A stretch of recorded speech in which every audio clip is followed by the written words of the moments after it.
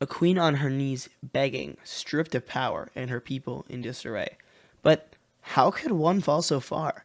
To find this out, we must first look at the history and the beginning of this conflict. Now, this all begins with a country building itself from a colony all the way up to an industrialized superpower. As the United States grew and got larger, the leaders felt a strong desire for more land and more power. I mean, who wouldn't want more land and power? These imperialistic values were coined as manifest destiny. Because of their quick industrialization, they had enough technology to fulfill manifest destiny, and one of their final targets was the island nation of Hawaii. Now, before this, the monarchy of Hawaii had existed for many years undisturbed. I mean, they thrived on their island in the middle of the Pacific Ocean, and they were relatively secluded due to ships not being able to reach them. But as technology advanced, this all changed when the United States of America decided to go to the islands and declare them their own property.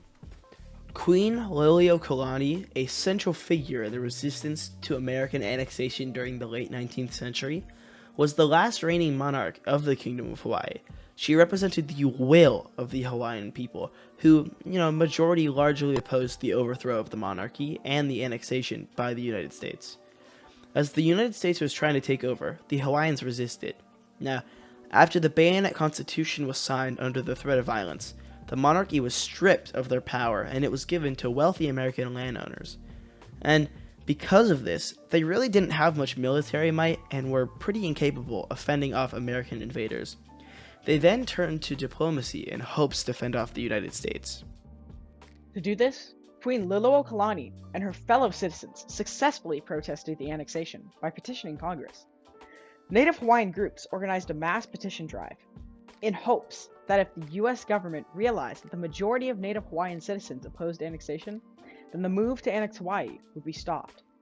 In the fall of 1897, a petition against annexation was signed by 21,269 Native Hawaiian people.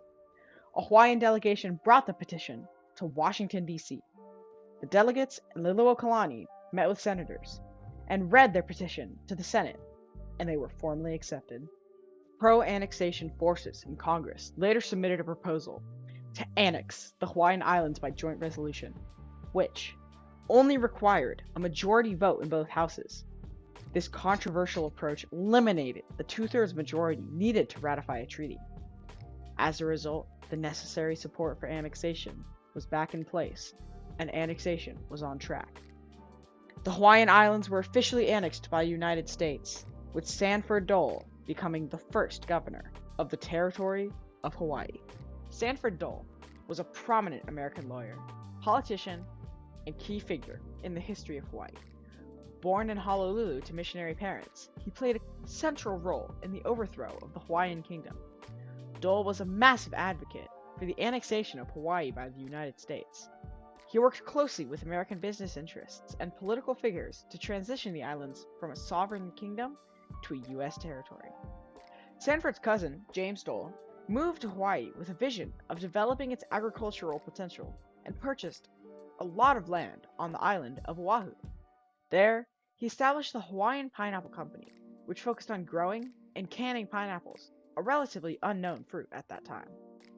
In response to this shocking action as a last-ditch effort, Queen Liliuokalani sent a letter to the House of Representatives regarding this imperialistic annexation.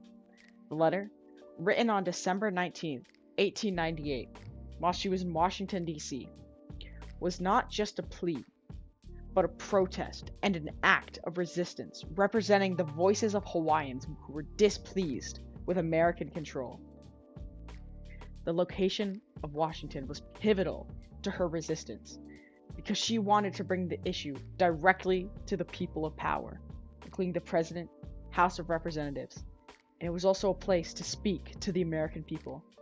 Congress responded to Liliuokalani's letter by supporting the American business people who dominated Hawaii, leading to the forced abdication of Liliuokalani in 1893 and the formal annexation of Hawaii in 1898. People in disarray, a plea failed, and the world forever changed.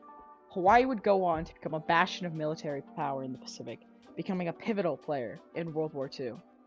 Without the imperialistic values of America, none of this could have ever come to fruition. The Queen tried her hardest to defend her people from America's imperialism, but with their overwhelming power from early industrialization, the people were sadly unable to fight back, victims to the world's imperialism.